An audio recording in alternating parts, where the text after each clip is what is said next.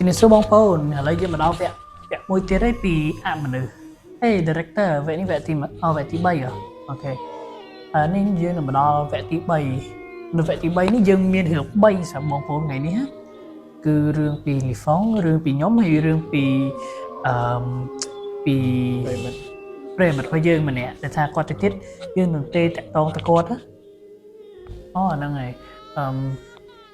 គាត់នឹង voice ស្រាប់គាត់បាន voice ពួកយើងហើយរឿងហ្នឹងគាត់បាននិយាយតាម Telegram គ្នាយើងណាហើយទៀតយើងនឹងចាក់ឲ្យបងប្អូនស្ដាប់តែបើអាហ្នឹងបើបងប្អូនអត់ចង់ស្ដាប់ទេក៏ skip ចោលទៅទីលេក៏ចឹងនិយាយចេះបើបងប្អូនថាចង់ចឹងចង់ឲ្យយើងទេ live យកហ្មងគឺអាហ្នឹងក៏ថ្ងៃក្រោយក៏មិនអីដែរហ្នឹងក៏បានដែរតែគាត់ថាឥឡូវនេះសារបងប្អូនអ្នក comment គាត់ថាគាត់រវល់ហើយយើងក៏ខ្ជិលទៅសេឲ្យ director យើងនិយាយសារគាត់ទៅសេខ្ញុំមើលអត់មានយល់ទេមកតិចខ្ជិលអានទៅឥឡូវយើងមុនយើងចាប់ផ្ដើមកម្មវិធីនេះខ្ញុំសូមអរគុណទៅដល់ Asset Hero បងប្អូនណាដែលថាមានបញ្ហាម្រងនោមឬក៏បញ្ហាផ្លូវភេទអីចឹងណាពាក់ព័ន្ធជាពិសេសផ្លូវភេទនឹងតែម្ដងថាបងប្អូនថាមានបញ្ហា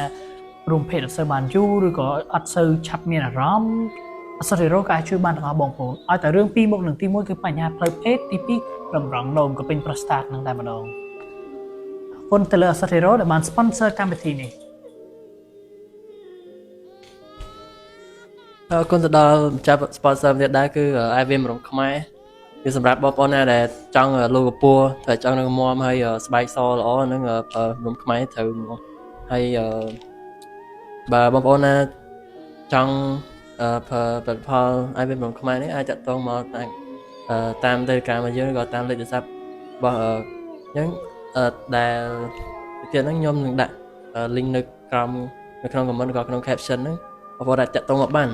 ហើយផលិតផលនេះគឺល្អមែនដល់បងប្អូនចង់លូកពស់អញ្ចឹងវាច្រើនចង់លូកពស់រំខ្មែរមកអូខេ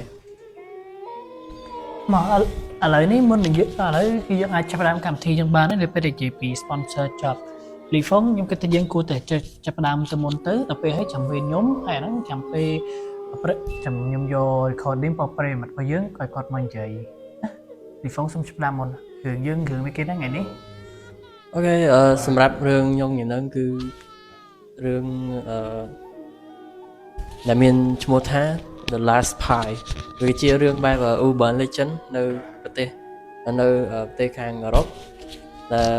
The Last Pie បកប្រែខ្មែរថានំផាយចុងក្រោយគេហ្មងអញ្ចឹងហើយរឿងហ្នឹងតាំង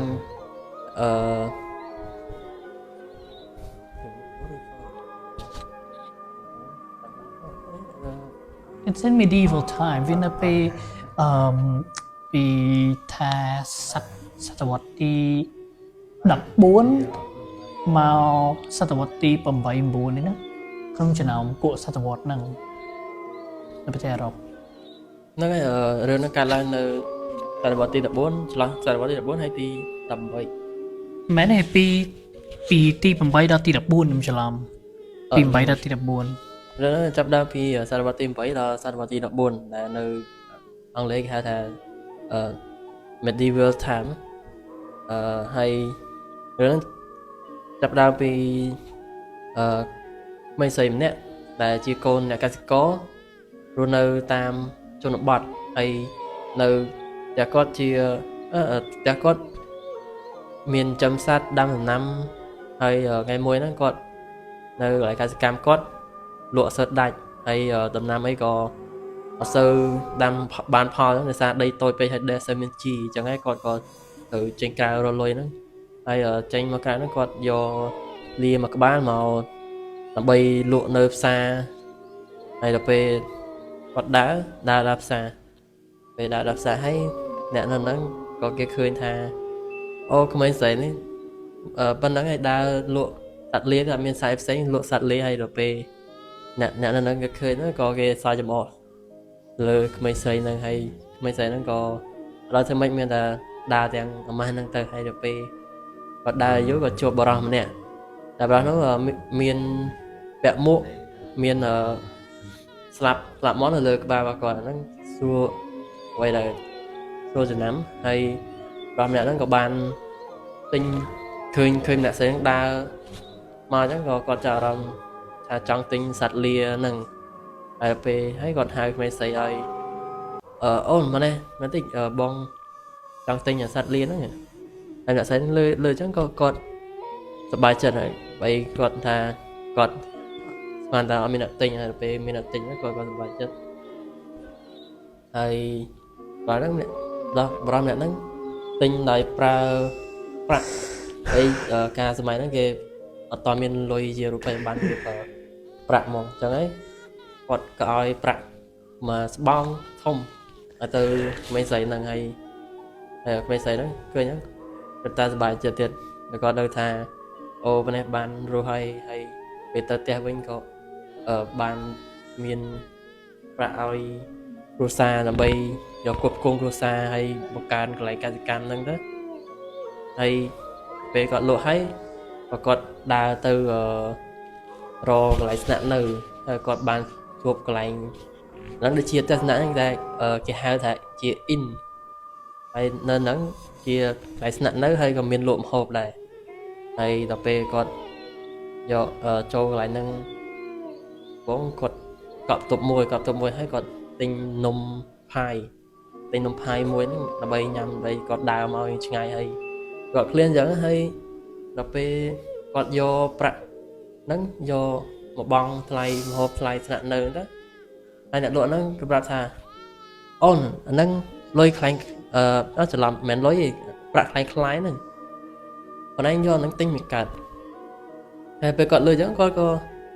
ឆ្ងល់ហើយដល់ពេលគាត់ដឹងថាហ្នឹងខ្លាំងមែនគាត់ភ័យហើយគាត់ដឹងថាធ្វើអីដល់គាត់មកហ្នឹងអត់មានយកប្រាក់តាមខ្លួនគាត់យកតែលាមកក្បាលហើយដល់ពេលឥឡូវលក់លានឹងបាត់អត់មានអីផ្សេងដោះដូរទេគាត់ដឹងថាធ្វើមិនហើយដល់ពេលអ្នកលក់ហ្នឹងក៏អាណិតក្មេងស្រីហ្នឹងគាត់ក៏ឲ្យក្មេងស្រីហ្នឹងញ៉ាំនំផាយហ្នឹងទៅ free ទៅហើយគាត់សួរថាគាត់ចង់អូនហ្នឹងចង់ធ្វើការនឹងអត់ដើម្បីរកលុយបានប្រាក់ចំណូលខ្លះហើយគាត់កំពុងត្រូវការ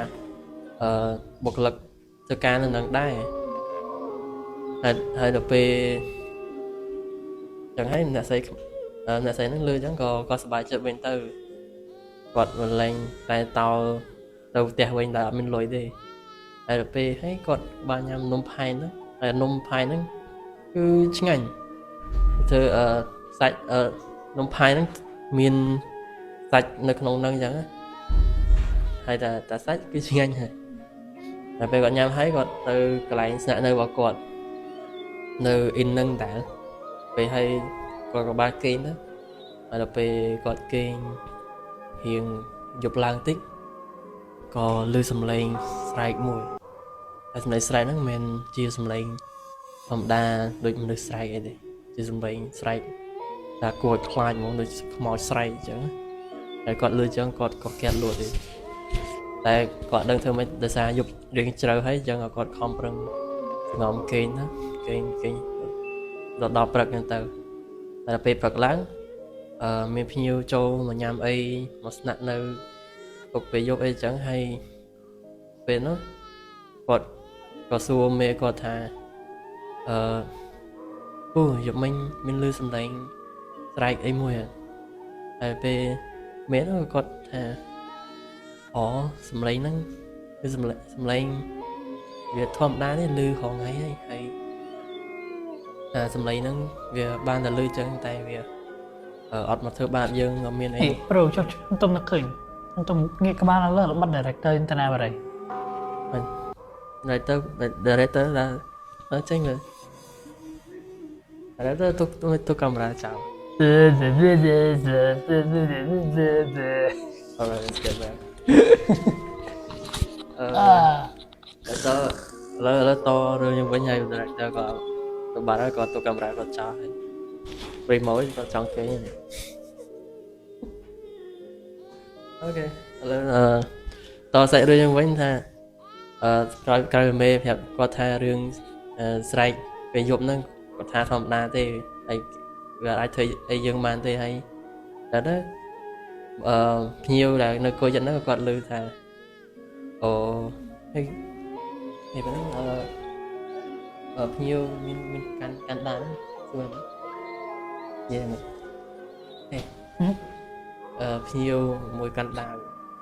យេ